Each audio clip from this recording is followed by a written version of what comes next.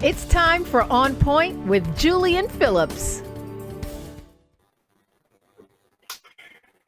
1964 and 1965 were two banner years in this country in the fight for civil rights. Of course, the Civil Rights Act of 1964 ensured basic rights and civil liberties to minorities, people of color, and also when it came to issues of labor. And then, of course, 1965, the Civil Rights Voting Act, which is considered perhaps the most important piece of legislation ever enacted in American history. Both, of course, signed into law by Lyndon Baines Johnson. So at that time, we were talking about the disenfranchisement by the states, different states, especially those in the South, that did not want to ensure basic rights, civil as well as voting rights for African Americans and people of color. So 64 and 65, and here we are, 50 years later or whatever it is, and there's another Voting Rights Act. And I think a lot of people are shaking their heads saying, like, well, I thought we already solved this back in 1965. So what is the use of this? Why? And how do we go forward with a Republican base in Congress that does not want to pass this? They're dead set against this. Those are the questions we are going to talk about today. And here to basically walk us through all of this is once again Eric Ham, who joins us. Eric, how are you this morning, sir? With you. Good, fantastic. Again, we had a 1965 Voting Rights Act, and basically covering the same things, apparently, that we are trying to uncover once again here in 2021. Why do we have to have? I thought the Voting Rights Act of 1965 basically squashed anything that would deal with Black people of color not being able to vote. Explain this to us. Well, the issue right now is, remember, if we go back to this ruling from the Supreme Court a few years ago, which gutted a major section of the Voting Rights Act, which took away that enforcement piece. And now Congress has yet to actually adjudicate that since we've seen that ruling come down from the Supreme Court. That's what the John Lewis Voting Rights was supposed to do. It was supposed to put that enforcement piece back into the voting rights section. It was supposed to also make it more amenable for jurisdiction that either made it difficult to vote, history of making it inaccessible for people to vote. That's what the John Lewis Voting Rights Act was supposed to do. Now, since that time, that act, of course, did not pass. But since then, we have seen now S1 and H1 that have been introduced in Congress. And this is a full comprehensive voting rights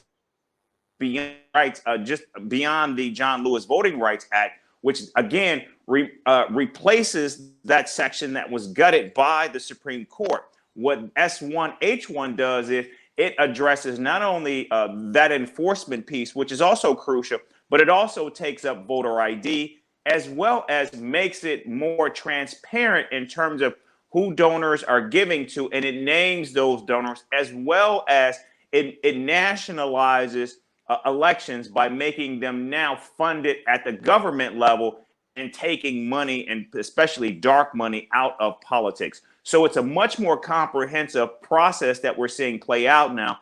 But of course, the issue becomes, the filibuster. And now you're seeing Republicans now are as a roadblock to actually getting any type of voting rights legislation. And now what's happened since 2020 is that you have seen all 48 states have introduced voter suppression legislation to the tune of now, Julian, nearly 400 bills have been introduced to actually suppress the vote since the 2020 presidential election.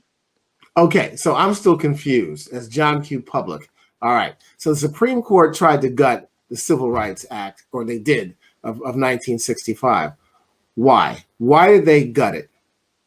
Well, again, what we have seen, particularly as you have seen more conservative judges placed on the courts, what you are seeing now are what people are calling test cases or trial balloons. In fact, there are people now who bring cases to the courts hoping to actually lose in the lower courts so they can get the cases actually further and further up, especially to the Supreme Court, because now what you have is you had a 5-4 court when this decision was made, and it was the Roberts court, but now you have a 6-3 court. So, Julian, it's not just voting rights that is actually on the table right now, but it's abortion rights, women's right to choose, voting rights, and other affirmative action is now actually a case that's before the courts. So all of these issues are now on the table, and conservatives are feeling far more emboldened now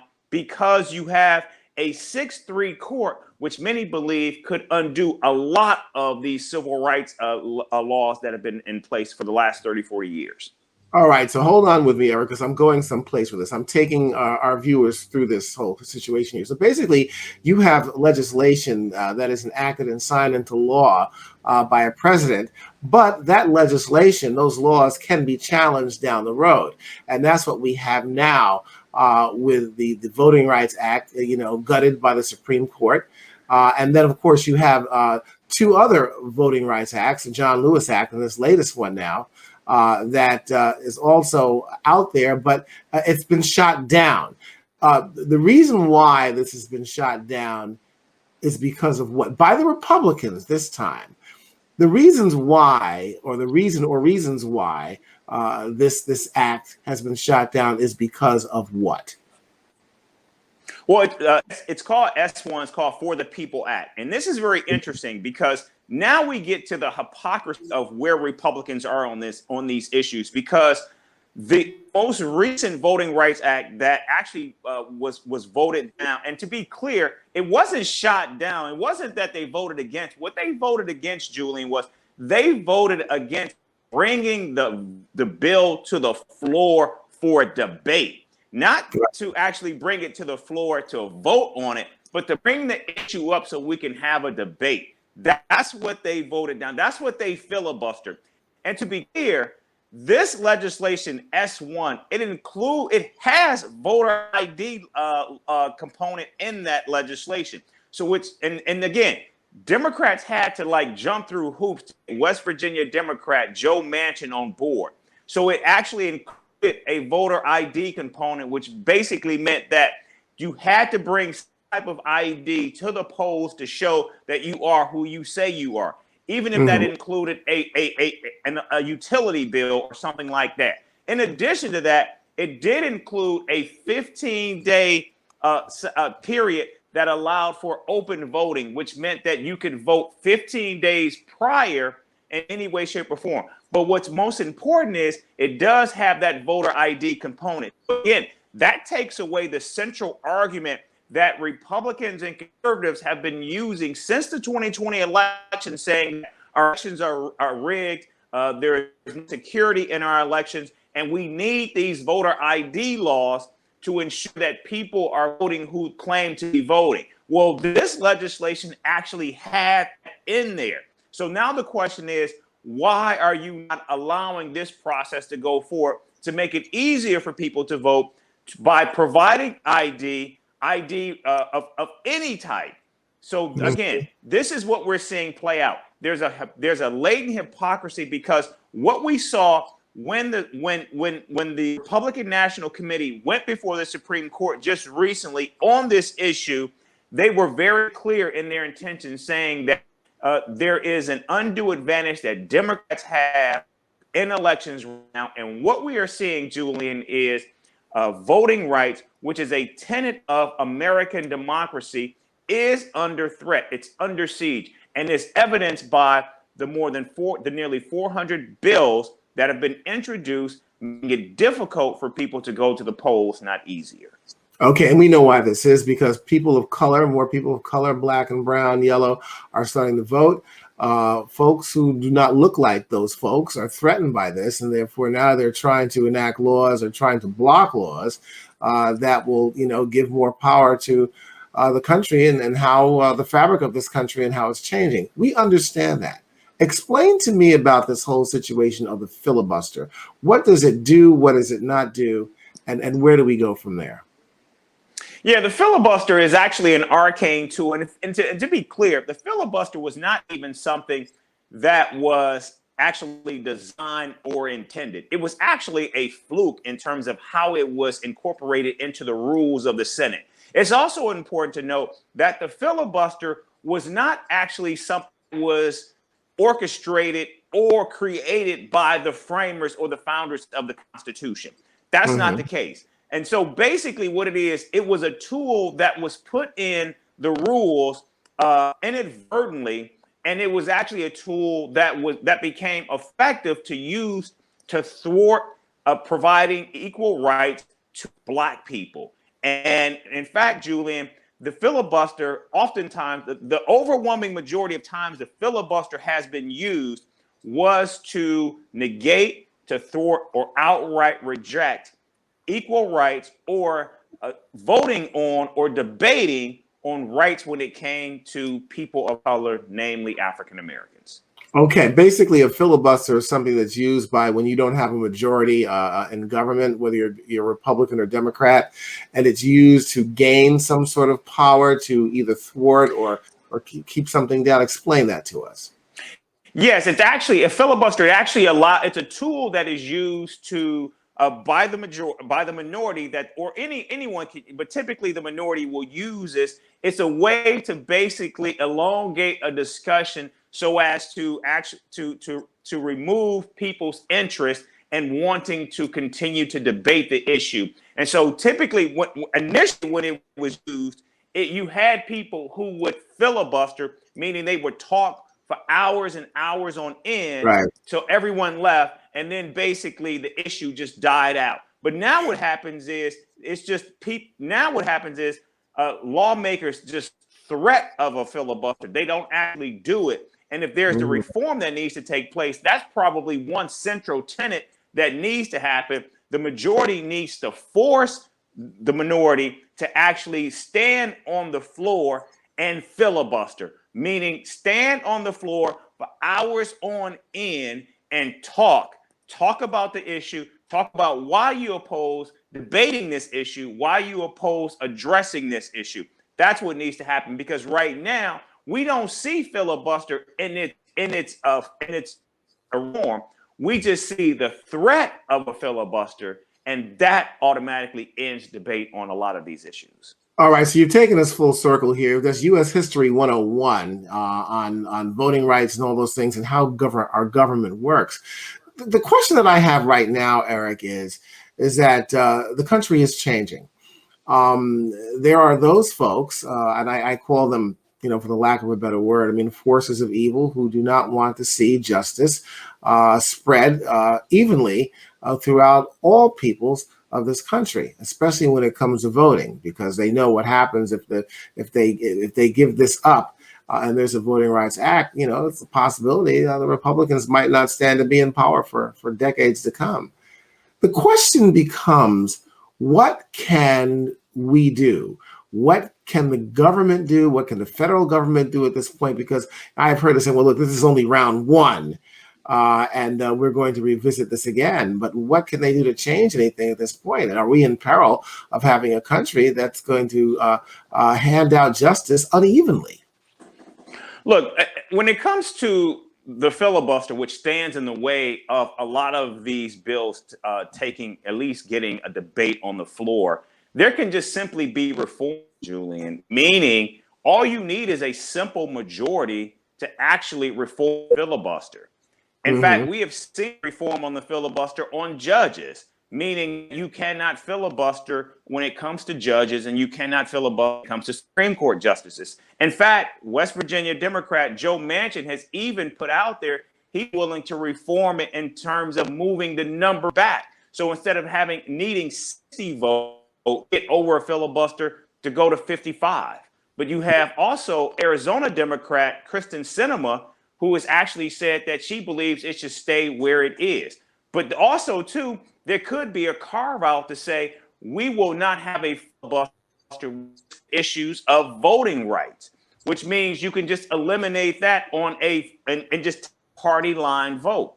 But again, Democrats can't even get there because also while Kristen Sinema and Joe Manchin are two standouts that have made clear their position on the filibuster, there are still other Democrats who do want to do away with the filibuster. We know Jeanne Shaheen of New Hampshire, as well as some other Democrats in the Senate do not want to do away with filibuster. It's just those two that have been standouts on this issue. But there are a number of carve-outs in terms of how they can do that. And make no mistake about it, if Mitch McConnell were to see himself back in the majority, he could very well just eliminate the filibuster altogether in order to move things that he wants to get done. And you know the McConnell will do that. They the Republicans don't waste any time when it comes to ensuring that they maintain power and keep it. The Democrats, they seem to really know how to mess up a free lunch program, don't they, Eric? I mean, it's ridiculous. So, okay, look, we're running out of time here. I'm a man of hope, but in this particular case, I'm wondering what's going to happen. I mean, it looks like the voting rights, as a right for all of us, is in great peril, and I don't see any way out of this. I don't think the only way this gets addressed is in the midterm elections, where Democrats have to hope they can hold on to the House, and they need to expand their numbers in the Senate. So therefore, they don't need people like Kristen Sinema and Joe Manchin. If they can just pick up 2 to 3 seats, which it's quite possible they can, because Republicans are defending more seats than Democrats, and also they're defending seats in districts in states that Joe Biden won. So if you take states like Pennsylvania and Wisconsin, which are two very good possible seats that they could pick up, that right there will give them enough seats where all they will need is a simple majority to basically either do away with the filibuster or reform the filibuster, and they don't need Manchin and Sinema anymore on that issue. And also, and just from a pure political power standpoint, if they really wanted to take control, if they really wanted to maintain power, what they should also think about doing is giving some of these these districts, making them states. So places like U.S. Virgin Islands, Puerto Rico, D.C. If you expand those to states, that gives you a total of 6 Senate seats that will be all Democratic. So that's something they could think about doing. And with that level of power, not only can they change the Senate for probably 100 years, they should also think about expanding the Supreme Court as well. So, all right. So let's hope that they perhaps do some of these things. I'm not so sure about expanding the Supreme Court. There's a lot of question marks about it, but statehood, for DC, the Virgin Islands. Go ahead. You're about to say something. Go ahead. Yeah. Well, see, here's the thing. The reason why we saw Supreme actually expand from its original spot of 7 to 9 was because they did that to mirror the number of district courts. Okay. So the appellate courts. So the appellate courts have actually expanded since then from 9 to actually 13. So actually it would not be a jump, because basically when it expanded from 7 to 9, we did that because we added 2 more courts. So now we have 13. So it's not out of the realm. Okay, well, if we did this to mirror the number of appellate courts, then we should also expand the Supreme Court to mirror the number of appellate courts that we have. All right. That's good. And that's good news. And that's good information. So people are informed. People are on point now. Biden basically is a tempest in a teapot. He has tried to enact certain things. He's still working on infrastructure, which we hope all passes, because we all need infrastructure in this country if both the Republicans and the Democrats will get together. But he's also lost, I think, was it 2 major battles now, or 2 major initiatives since he's been in office, like the past 5 months? What are those? I'm not sure what exactly initiatives. When you say he lost initiatives, I'm not sure. Well, he wanted to get. I think he wanted certain things passed, or he wanted certain things done, and Well, he's not. he wanted to see voting rights get done, but we know that's going to be a challenge on the infrastructure. It's appear, in fact, we're told that there's going to be an announcement on a breakthrough today on infrastructure. But Mhm. look, I mean, he already we do know he's gotten the COVID relief package. He signed Juneteenth into Okay. law as a holiday. Okay. So we are seeing this administration. I mean, they're not going to meet COVID-19 goals. But still, what we're seeing is there is change right now, and this administration is making progress. Many believe his first overseas trip to the G7, EU, NATO, and of course his summit with Putin went very well. And so clearly, Mhm. it looks as though this is a president that is on a roll. But I mean, that momentum could begin to slow down. And it could begin with this voting rights legislation that didn't go anywhere yesterday. But he may be able to get something on Right. infrastructure. Funny, you mentioned all these great things, both in foreign policy as well as domestic policy. He has made some strides. Of course, we probably won't get to that 70% benchmark for vaccinations by July 4th, but we will get there eventually. But if you listen to the media and the press, Biden's like, his hands are tied. He's done nothing and this and that. And of course, maybe some of this might change, of course, if Kamala Harris goes to the border. All right, that's on conservative media. But look, as far as I'm concerned right now, we're just about out of time. We really have to hope, and I say we, those who are looking for positive change, things that will, enact justice that will affect all people in a positive manner. That 2022, we can look to that, and hopefully the Democrats will pick up some seats. So, we got to get out there and make sure that people vote, and no matter what obstacles they throw, that we, have to make sure that we are strong and heartened in our response. This is almost like the Montgomery bus boycott. That took more than a year, but those folks down there stood fast, and we got to stand fast once again. Eric, look, thank you for taking us through this. This was an exercise, and I wanted to get out there so people really know what's going on, what the process is, why things are the way they are. And of course, you have detailed that for us magnificently, as you always do. And look, we got a lot to look forward to, and we'll have this conversation once again next week. You bet. Thanks, buddy. All right. Well, I think you've heard it all. There's no more for me to add to this. We know what the situation is with voting rights, with civil rights, with things that are going on in this country. And, I just want to say that I'm not a proponent of either party, but it seems like right now the Republicans are stonewalling things that should be beneficial to all of us. I mean, look, if there is no Voting Rights Act, that it's not just going to affect people of color; it'll affect all sorts of people. So, I think that it's right to say that we need this, and the only way to really get things done is to maybe have more of a majority of Democrats at this point. That's what I'm thinking.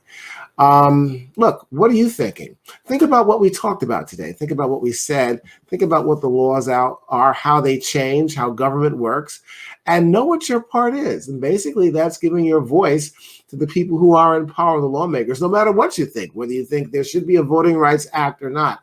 People have to get involved if they want to see change. And that's why On Point exists. So I hope that you got something out of today's show. And we'll come back with some more stuff that will keep you informed and on point. Have a good week.